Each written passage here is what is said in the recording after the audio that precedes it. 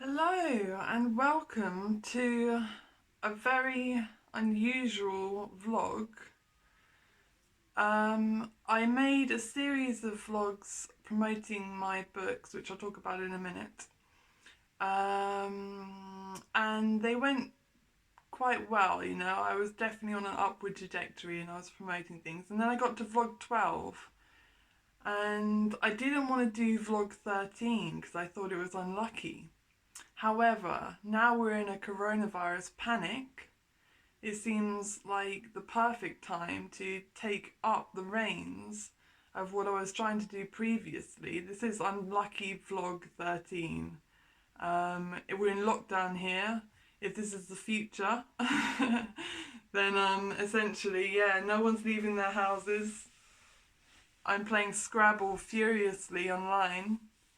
But what I wanted to talk about was this, and this, and this. These are two very exciting novels. The Religion of Self-Enlightenment took me 8 years to write. It's about a very boring man who has a near-death experience in a car accident and writes a new religion to try and help save the world. It's been called a cult classic by the Cambridge News. Or cult sensation, rather. Excuse me for misquoting. And essentially, I want this book to take over the world. Why wouldn't people listen to me? It's beautiful. It's stunning. If anyone hasn't seen it, I have a photo which matches this image of Jesus in the cover of someone's eye. For example, the Saviour is within. This is what the whole front cover means.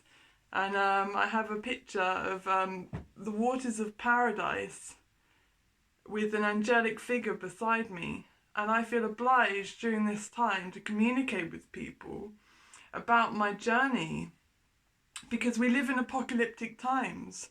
It hasn't escaped my attention. I don't know if you've noticed, but I'm not very stupid.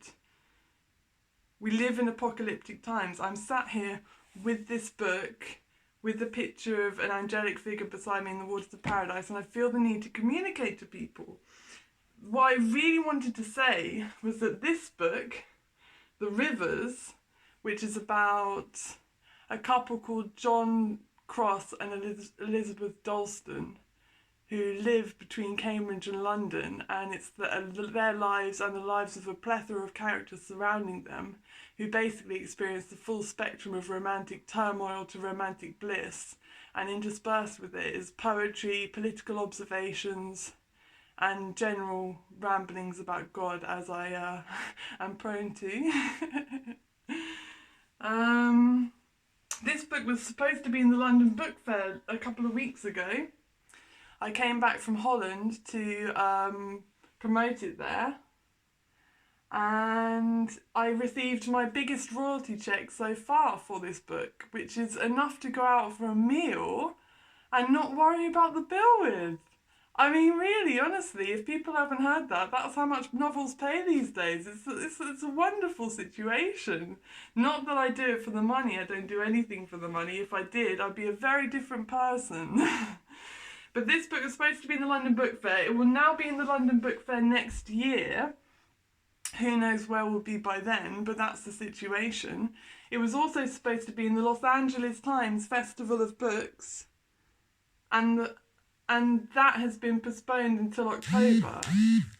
The cover, by the way, is based on a line from the book, which is "Everything hurts and tonight the moon looks like a tear." Now, Google defines me as a poet, and I think that is something to feel good about on a very, very low day. I know it cheers me up in my lowest moments that Google defines me as a poet, but I feel a certain obligation as a result of that. I didn't ask for it. I don't know why they define me as that, but it's brilliant. It's beautiful. I wouldn't change it for the world. But yeah, there's a lot of poetry in here, and there's one poem in here, and some snippets from poetry, because he starts to write poetry to express his feelings. I know we can all relate, artists out there, musicians, all this kind of thing. Like, we love poetry. Poetry is the bedrock of life for a lot of people, you know. I mean, life is poetry, football is poetry, you know, as the song goes. But yeah, that poem in there is becoming more and more poignant, so I may just read that right now because it's good to remind ourselves where we're at in the world. And yeah, it's called The Cockroaches or the Future. To come to light is to flame another and another. Angels and dreams and all unseen things, finding their ways past my boundaries and under my horizons, yet never brought before my eyes, which keep blinding themselves with the understanding that they had never seen anything at all. What can I make of a world so changed, if change is all there is, and all will ever be in a world of disassociation anyway? It's never alone to be, but to be is a lonely thing. Why is this if we are all the same and think the same, or are told we should be doing so? We have long belonged to a past which betrays who we are so greatly. It is close, but should not overcome the inside, for that should be kept open to whatever wants to fill you in the moment you stand inside and feel also. So let yourself be filled. And do not think, oh, but I will lose all that I have, because nothing is worth anything, except that you were there and could feel what it was to have happened as it had. Dragons and serpentines and cockroaches too, these are beasts which prey upon the souls of young men and women, and never let go until they have made you, like them too, ugly and diseased and intent upon hurting one another. It's getting really quite profound, ugly and diseased and intent upon hurting one another. It is all the same to be the same, in a place where people desire never to be themselves. They are never allowed what they will never be able to rid themselves of, and live in torture because of this. It cannot happen, it cannot be allowed to happen, that we will eventually end by destroying the human race, when the world is so full of love and light, and all we must do is take the blindfold off and forget the past.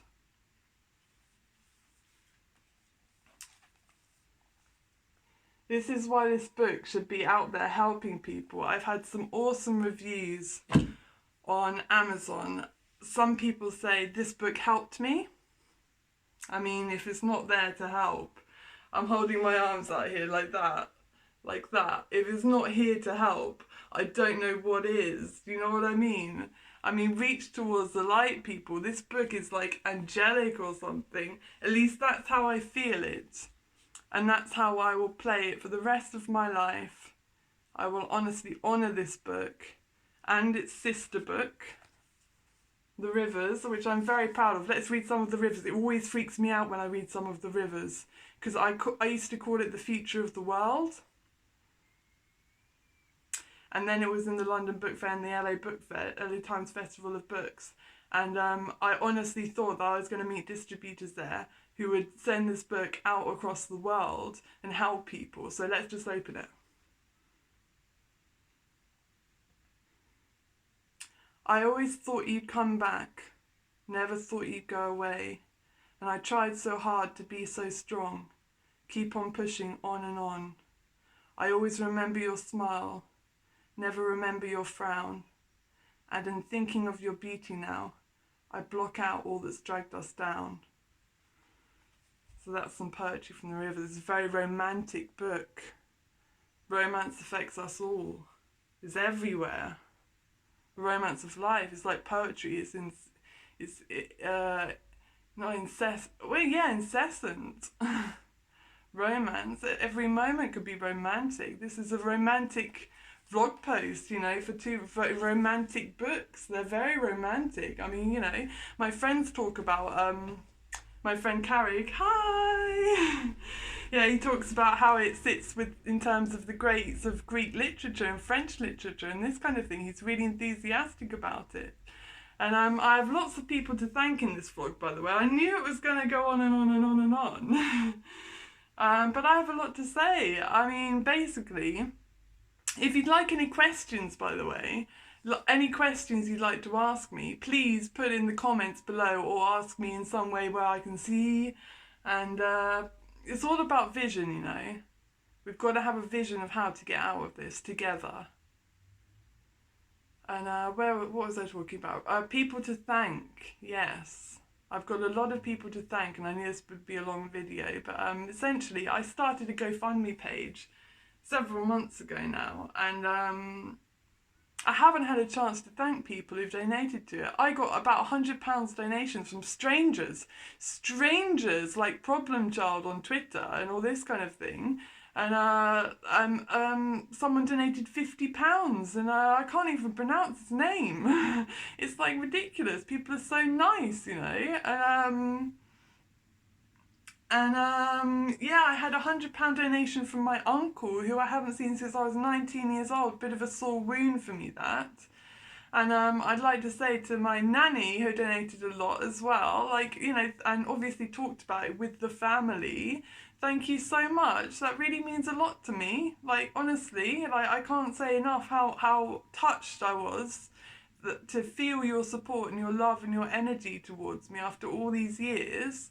That really, honestly, I don't know how to thank you enough. It's like, you know, it's been so lonely without mum in my life, you know, and you'll have family, and, you know, we haven't even spoken, some of us, in 15 years. It's a long time, isn't it? 16 years. Haven't spoken to you in that long.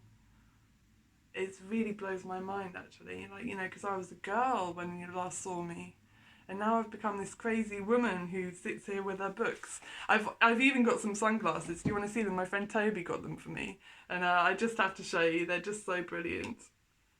Look. And I thought about beaming to you from Project, you know, The Religion of Self-Enlightenment in the Rivers. Actually, I've got a third book under my belt, which is called Eternal Artist. I named it in Holland. And I hate to bang on about my books, but they're all I've got, people. Let me indulge myself. Anyway, so I'm writing Eternal Artist, and lines come to me like, "Can only the mad touch the stars?" And I've made 4 into little visuals by my friend Tony, who I'd like to thank as well, who will probably see this because I'm going to send it to him just quick sharp as soon as I've finished. But thank you so much, Tony, for doing my website. My website is emilyshalom.com. That's spelled S for sugar, CIALOM for mother, emilyshalom.com. EMILY, obviously, not the French spelling. But yeah, thank you so much, Tony, for taking my wild, crazy ideas and giving them grounding and, like, you know, making them look amazing. I can't thank you enough for what you do for me, and it's a good time to actually turn around to the people you care about and say you mean a lot to me, actually, and, like, I want to know that you're safe and well and all that kind of thing, but, like, just as importantly, I'd like to say thank you for being my friend and, like, helping me through, and, like, you know, all the good times we've had together. I've had such good times with you. I've got this flood of memories of laughter and your hips going and all this kind of thing, Tony. It's wonderful to see you out there in the world, you know, doing a thing, trying to move and all that kind of thing. Like, you know, I don't know what's going to happen with your situation now, like, you know. But anyway, I'll have to ask you about that another time. I also wanted to say that in my GoFundMe campaign, I expected to raise about £700 maximum. I raised £1,100 from my GoFundMe campaign, and that is a lot of kindness and a lot of goodwill from a lot of people, and I really wanted to go to LA, but when the coronavirus situation happened and I realised I was still £200 or £300 short of being able to definitely go, I had to pull out, and that's why I'm making this vlog, to tell you that I want to honour your GoFundMe campaign, because it cost $1,800 to be part of the LA Times Festival of Books, and to be in the LA Times. I had a full-page feature article in the LA Times, which cost $300, and I raised £1,100 crowdfunding. So in my maths, that's about $1,400, $500 or something. So it nearly covered the full fee. So I've obviously honoured your participation in my GoFundMe campaign by giving it to the LA Times Festival of Books people. I know it's a lot of money, but like I say, I expected to go there, and, like, I honestly expected to go there and be able to sway someone into thinking that my books are really special, and promoting them throughout America. That was the goal I was going for. And if someone can sit down and explain to me why that's impossible, then I will stop gunning for that. But that's what I'm gunning for at the moment. On a serious note, I think it's really important to get these books out there. I think that we're all going to be spending a lot more time reading. And what do you want to read? Radical fiction. You know, we live in crazy times, you know, and I think I've represented myself quite well in this vlog. It's the word I'm looking for. Complex word. Get a lot of points on Scrabble. I am playing a lot of Scrabble at the moment. It's all become very beautiful though. I learned a new word, NUR, which my friend Julia, hi Julia, and hi Andy. Andy donated a lot to my GoFundMe campaign as well, and like I forgot to mention him, but this is our thing, there's so many people who've been so kind.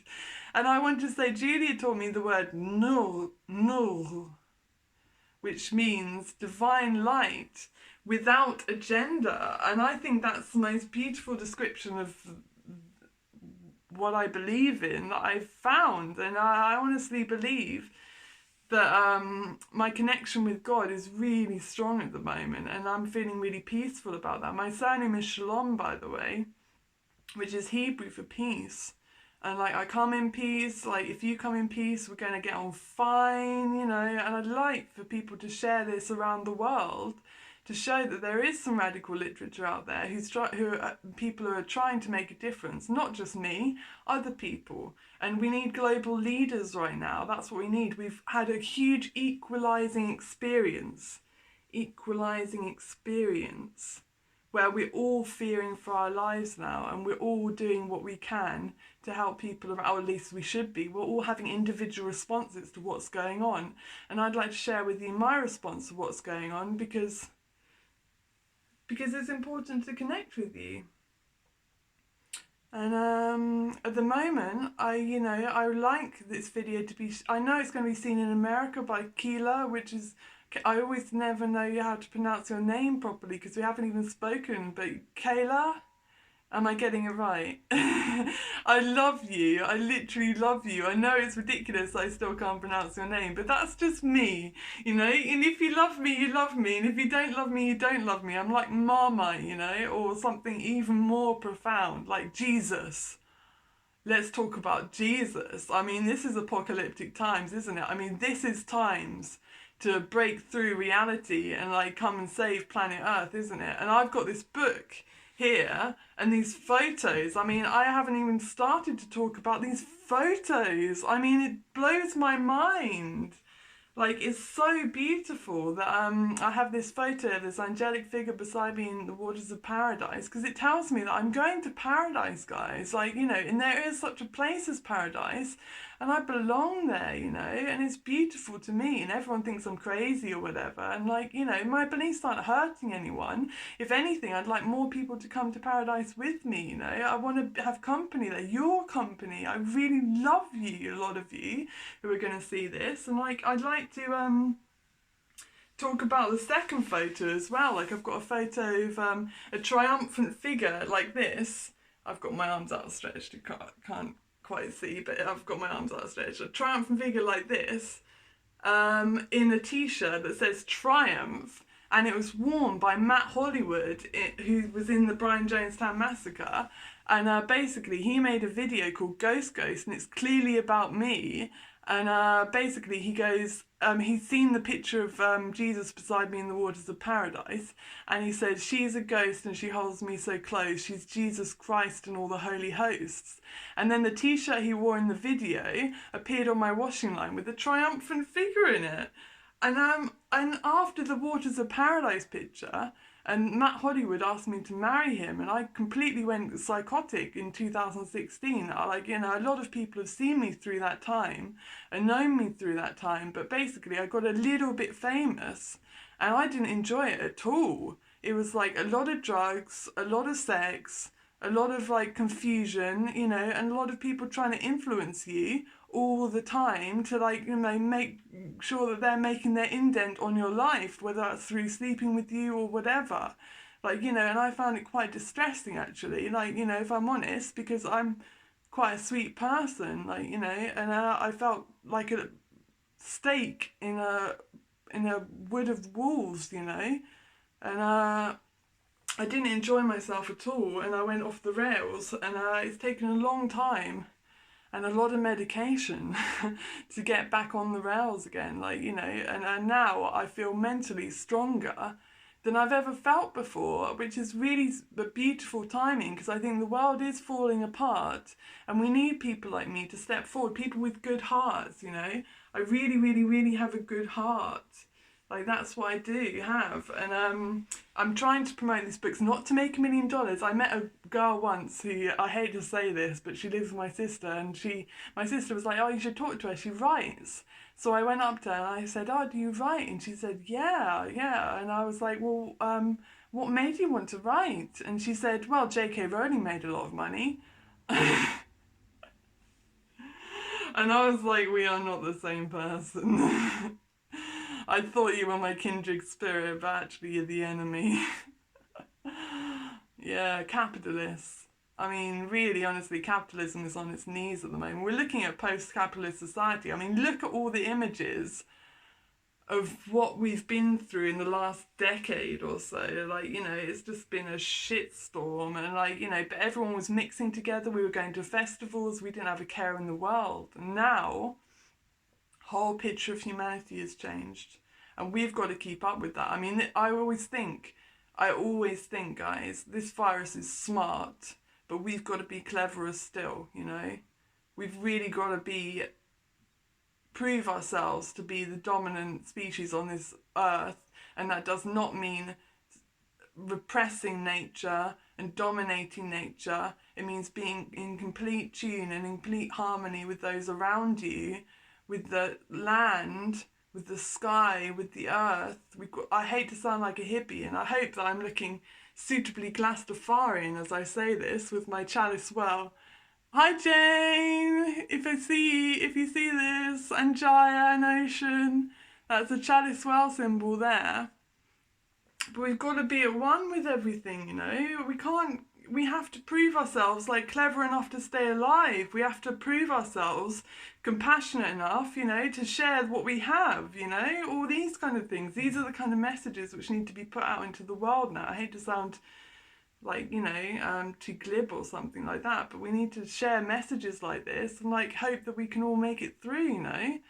But I think my books are really, really beautiful messages from the divine world, and if I can disseminate that information among people, then hopefully we can live in a better society. That you know, the pharaohs were always obsessed with connecting the heavens to the earth, and they believed they were a conduit of divine will among the people. And I know there was slavery in Egypt and there was awful things and all that kind of thing, but they didn't half achieve a lot, did they?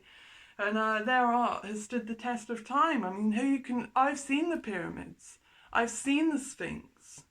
You know, those are memories which will stay with me my whole life, and a lot of people will stay with them the whole life because of the majesty of it, you know.